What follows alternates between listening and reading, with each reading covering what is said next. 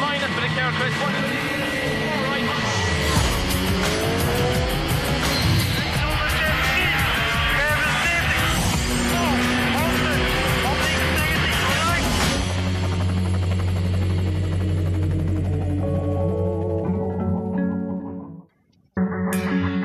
Welcome to round 8 of the Intercontinental Rally Challenge. Our island hopping continues as we go on the 51st Rali Vinho Madeira.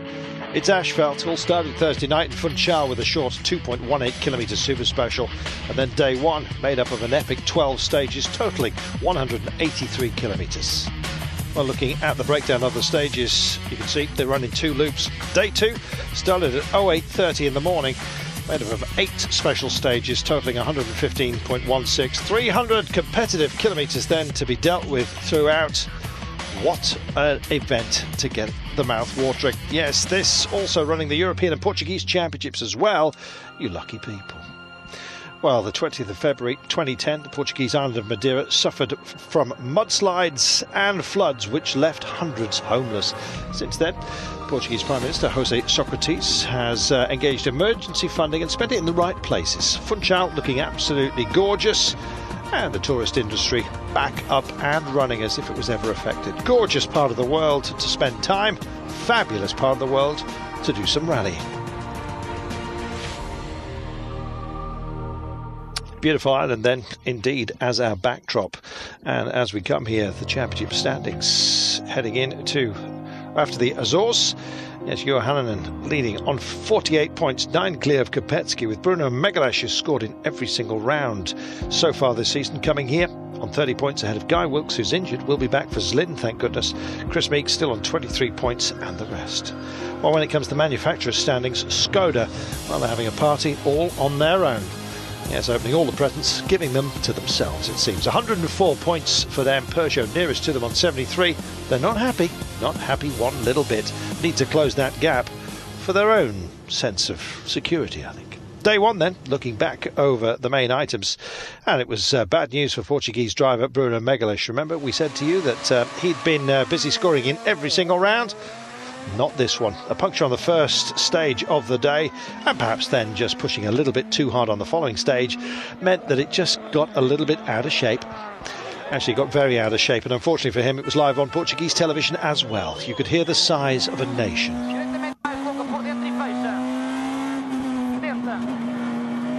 On board with him as he went. Oh dear.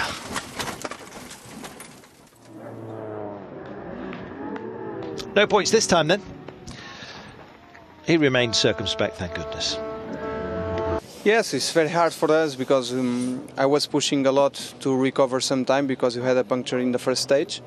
You were winning a lot of time to the other drivers, but in the final of the stage, after the jump, when I touched in the brakes, in the pedal, you had absolutely no brakes. It looks like the clutch. And nothing to do. I pushed the handbrake 50 meters behind the corner, and was nothing to do. It was a big crash. My last accident was 7 years ago, so it's not so bad if the next one will be in 7 years. And not so bad that he will be rallying in San Remo as well. Italian driver Luca Rossetti has returned to the IRC in the Abarth Grandi Punto. Nice to see that machine back. Put in a fine performance on day one. Had a good feeling in the car, prepared by Procar. A great battle was emerging between himself and Freddy Loix, but after some setup changes on the final service of the day, he went into the final loop of stages, and it wasn't good. Yes, he just claimed his 4th stage win of the event on Special 11 when he crashed heavily into a wall on a fast left-hand bend and ended up in hospital having his arm checked out for an injury. Ouch.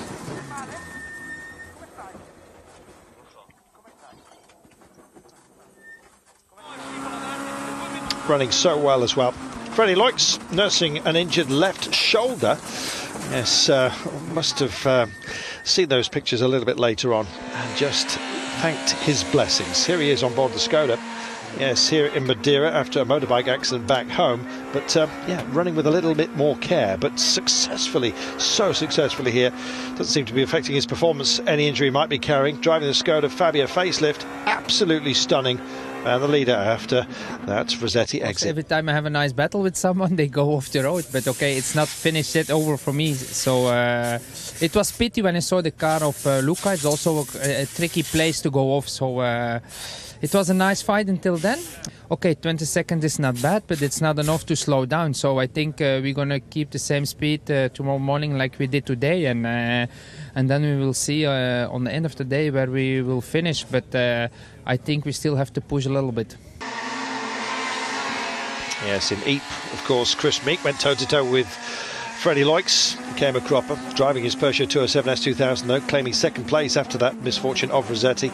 Meeke's been taking it a little bit steadily, driving well within himself, just keeping something in reserve, you feel, but caught in a Skoda sandwich, but still looking very good.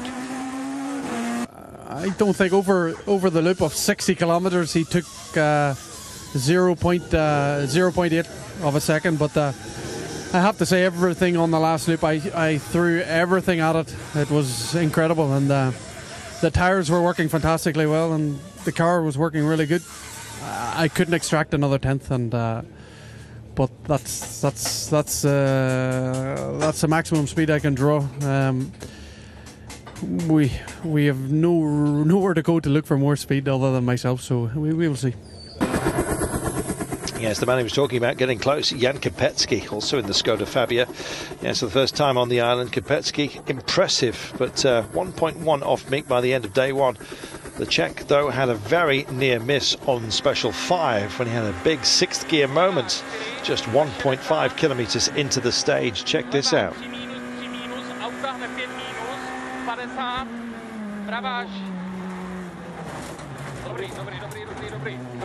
Lucky boy. Shortly after start, I think is it 1 kilometer or 1.5. It was a very fast section and long left, which tightened a little bit, and I didn't want to use left foot braking because during the first pass I lost the brakes completely in the finish. So I tried to avoid this again, and I came too fast and I lost the rear, and we were very lucky because we hit some bank, and then we had a big moment for 50 meters, just sliding from left to right, and okay, we are here, so we were very lucky. Good man, nice to see him smiling. Juho Hänninen had been a little bit subdued on this rally. It's his first time here, and he's not known for his love of tarmac. By the end of day one, starting to improve with his times, but perhaps pushing a little too hard. Had this off.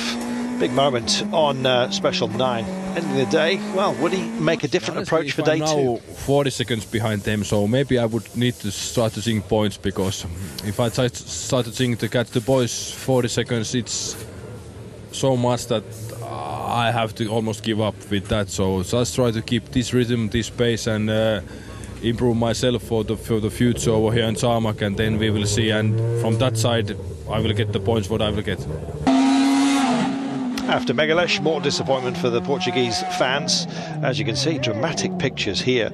Unbelievable. Engine bay fire in the M Sport Ford Fiesta for Bernardo Sousa. Yeah, a lot of electrical wiring, the loom damage there, and worked overnight to try and get back into day 2 under Super Rally rules, but not a happy scene.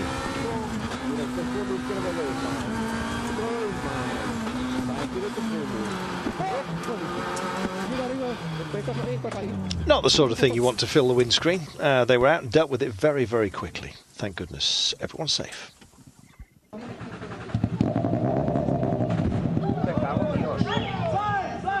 Try and start it again, why don't you?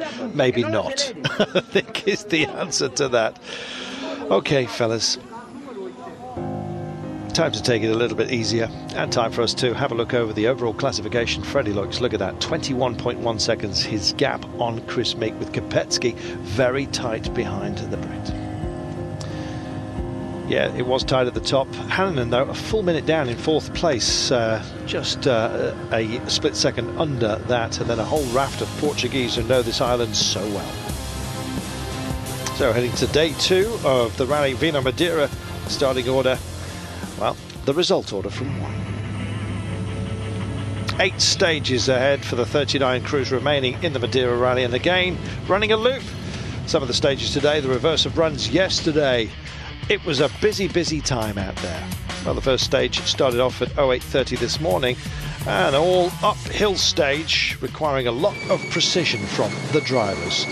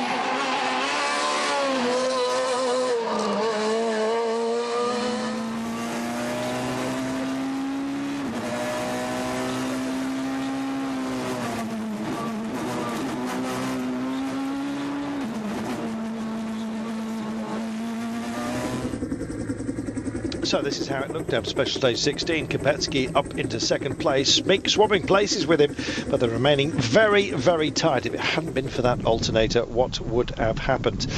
Well, let's just hope that everything, luck and fortune, stays with them. That was the watchword as the wind picked up here, vectoring because of the high temperatures, and it was hot on course as well, as Kris Meeke, accepting his pace, would be settling for third, he said maybe. And as soon as he said that, then he was setting fastest time on stage 16, adding to his super special, made it 2 stage wins right here.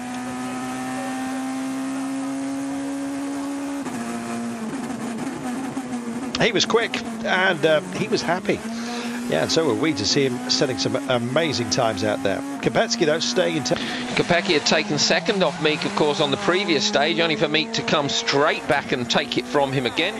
Settled in fantastically well to these tricky Madeiran roads. Kopecký, it's very hard to come to this event and put in a good performance on your first visit. Local knowledge is just so crucial. Him and Hänninen set exactly the same time on this stage, over 11.52 kilometres. They've set 7 minutes 10.4, identical. So 1 second separating Meeke and Kopecký, but they swap spots once again. Loix on top after 16. Plenty more to come after this short break.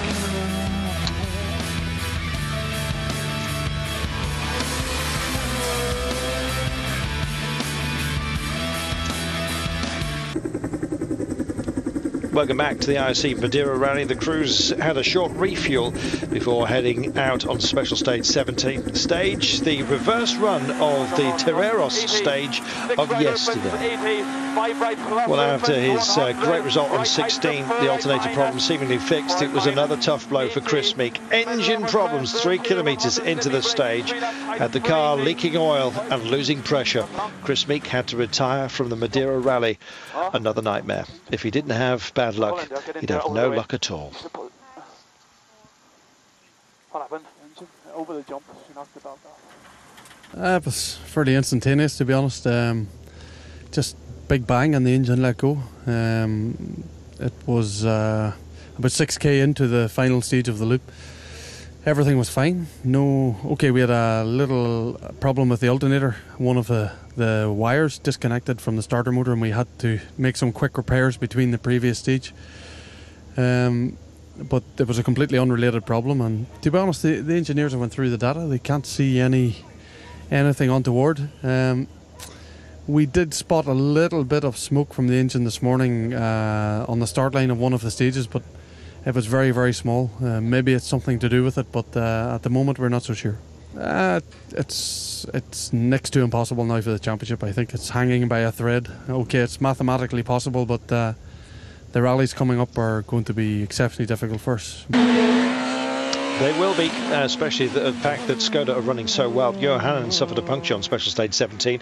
It lost him a lot of time, but he maintains 4th place. Considering Meeke is out, yes, it could well be 3rd by the end of this one. Hänninen, yes, riding his fortune, goodness me, and just about the same spot that Meeke actually pulled up. A lot of oil on the road there, Carlton. There they were. It was maybe 3-4k from the start of the last long stage, and I think that there was Kris Meeke broke down the engine and oil came out, and long left corner, middle of the corner, there was a lot of oil, and I just lost the car. Couldn't do anything and hit to the wall and bent something from the right rear, some arm, and then a few k's later the wheel was touching the arch and I had a puncture, and then I drove 8-10 k's with the flat tire and I lost a lot of time. Yeah, not good, not his fault either. Miguel Nunes leapfrogging up into 3rd place. He does, heads back to service 6.6 seconds ahead of the IRC standings leader Juho Hänninen after Hanninen's problem there where he dropped so much time with the bent rear end and the puncture. He's got to see if he can hang on for a podium result in front of his home crowd. Freddy Loix continues to control the rally, very, very quick on these stages. He's the only driver from the Skoda outfit to have had any experience here in Madeira. Teammate Jan Kopecký is now in 2nd place and is 33.2 seconds behind. A stunning performance from Loix, and really now looking unthreatened to take the win. Yeah, he just couldn't stop winning stages, incidentally. Amazing. I'm not going to push anymore because, okay, 33 seconds, 32 seconds, it's not bad. But to be concentrated is always nice to keep a good rhythm, so that's what we're going to do. And it was everyone else that was dancing to his tune. After 17, it looked like this. Kopecký then up into 2nd place with Nunes doing a great run. Hänninen in 4th spot. Yes, super result for Nunes. If he could bring this one home, the Portuguese, keeping them happy. Freddy Loix just kept on swinging out there. Well, he was fastest again on this stage, a second quicker than he went in the morning, 7 minutes 6.2, despite saying, like Meeke had said earlier on, he was going to lift off. He's obviously just in that comfortable place where the fast times are coming to him really easily, and you can see why here. Yeah, suddenly you just get the vibe, don't you? Get relaxed into the zone, and yeah, winning ways. Freddy Loix, yeah, no surprise to you or anybody else that this rally was going his way very well. So no changes to the order in special stage 19. So we move straight on to the penultimate stage of the rally. 2nd run of Rosario. Yes, and Kopecký it was that took his first stage win of the rally. Maybe Freddy Loix just easing off ever so slightly with such a comfortable cushion. And yeah, 7 minutes 10.4, exactly the same time as he had in the first run through here. Amazing. Kopecký did actually comment that he didn't think his engine was feeling too great, so maybe feeling a bit tired after all the hard work on these hilly stages, but no major problem.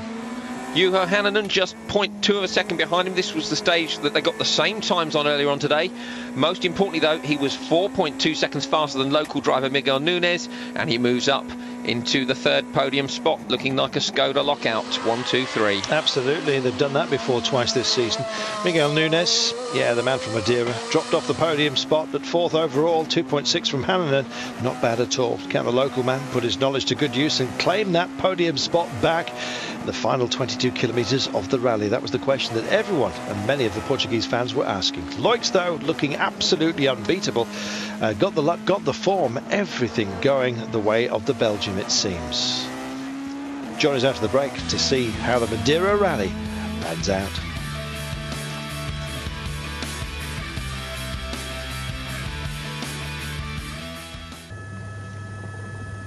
Welcome back to the IRC from Madeira. You join us for the final stage of the rally.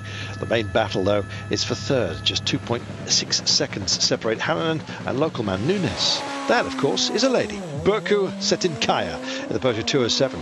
Haven't heard much from her, but it's still here. Made 7th fastest time on Special 12 yesterday. Still a little bit uneasy in the car after a big accident in Ypres. Peugeot Turkey driver made it back to 17th overall in Madeira.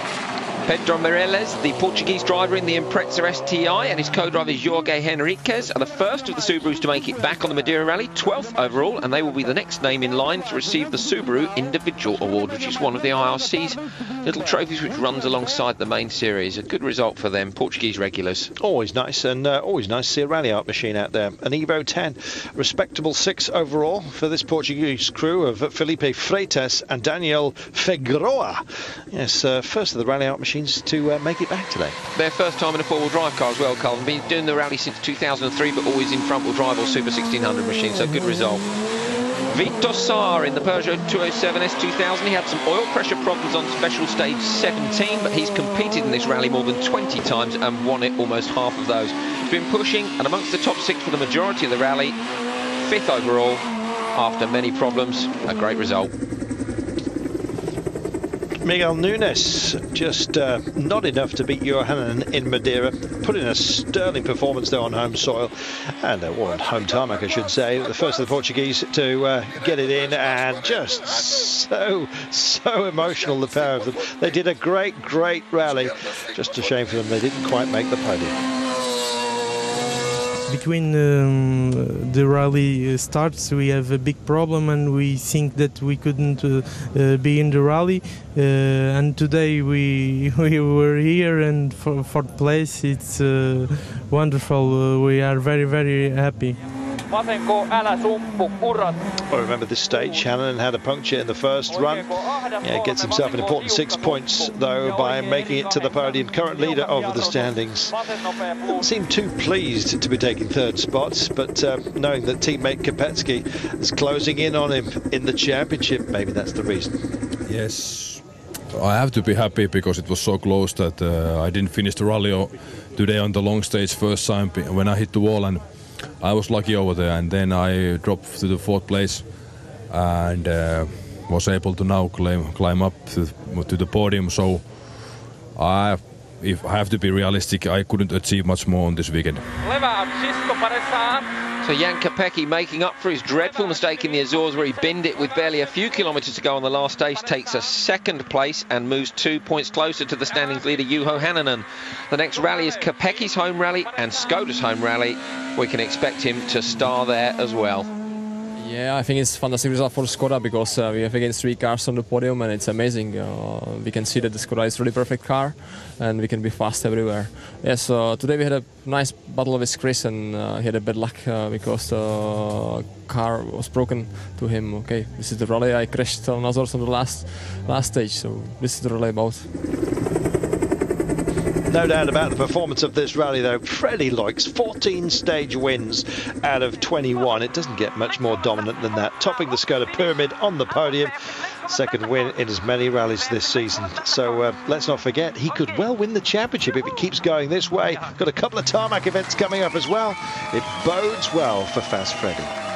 Yeah, it's good. 2 times in the IRC, 2 victories, so that's not bad. But I know it will be not always that easy, because the next one is Barum, and there are a lot of good cars, a lot of good drivers.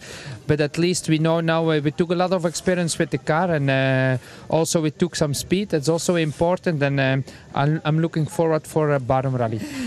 I don't know. The painkillers, they have been working properly, so now we will see what the champagne is going to do on top of that. Another 1, 2, 3 podium lockout coming after Argentina and the Canaries for Skoda. No wonder they're happy. Yeah, Loix saying there that he's worried about the locals in Barum. I mean, there were plenty of locals here and they didn't bother him at all. I think he's looking extremely strong, Carl. The next 2 events on tarmac he's confirmed for in Barum and San Remo, so it's going to be tough for anyone to get near him. I think so. He's looking so on form, looking very relaxed as well, which is almost a dangerous thing for opponents. His handling of the car is just extremely admirable, let's put it that way. Check him out. His winning margin over Jan Kopecký and Juho Hänninen, don't forget. Look at that. It was comfortable, wasn't it, by the end? 37.8 seconds. And you look further down the order, you did not find Kris Meeke. Yeah. Unfortunately, the engine letting him down this time. Not driver error, but it all counts against him, does it not, when it comes to the standings? Hänninen is the man on top, 54 points. Kopecký nearest to him, only 5 points adrift. Magalhães, Guyworks and Kris Meeke. But Fast Freddy's on 20 points, maximum points out of 2 IRC rallies. Unbelievable, he now has 5 IRC wins, just like Kris Meeke. Goodness gracious. So what about the manufacturers? Well, Skoda in a happy place. 122 points. Peugeot 82. The gap is 30 up there as we just continue to look at the top 10. Here we are. Yes, it is a big gap up at the top. Well, the two-wheel drive class as well, they were busy here and more than worthy of a mention. Some of them were even mixing it with the Group N's yet again. So the Peugeot 206 Super 1600 of Ramos and Duarte made it home in the IRC's two-wheel drive category. They ended day one in second place, but due to the retirement of Luis Cerrado, they took the lead this morning and they never looked back. No. They finished 14th overall, and two-wheel drive competitor nearest to them, Carlton, was 18 minutes behind. Unbelievable. It was a country mile in the end, an incredible achievement when you consider the only crew members of these guys driving the car. They basically have to fix it, do everything. It's proper rallying. It is proper rallying, Carlton. This will ring bells for many young rally drivers with not much budget. And yes, one or two people, you can see their service area completely empty, and Skoda's completely overrun with tools and people ready to go, and their mates waiting there to do the ramps. Yeah, this is reminding me of my kind of rallying, definitely. Oh, fantastic. Plenty of space to kick a football around should you need it. Fish and chips on the table when you don't, probably. Fabulous performance by them. The best thing of all about when you do a performance like this with a small team and you're on a budget, everyone's helping out, is the pride which you can take in the result at the end of it. You've done everything yourself, and it's a wonderful achievement for these small teams. It's so good to see the IRC welcoming small teams along to these big events and seeing them get the results. Yeah, we love that, and plenty do as well. The organisers of the Monty think it's well worth backing. They'll be staying with the IRC next year as well.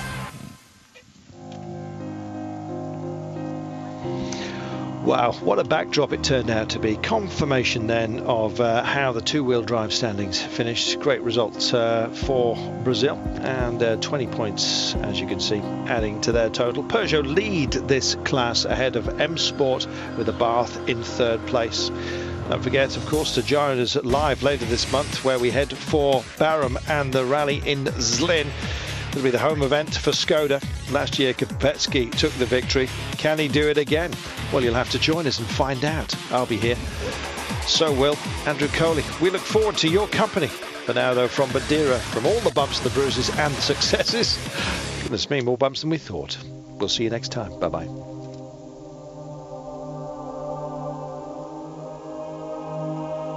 Just before we go, don't forget, Rally Magazine, the roundup comes tomorrow. Highlights of everything that you may have missed.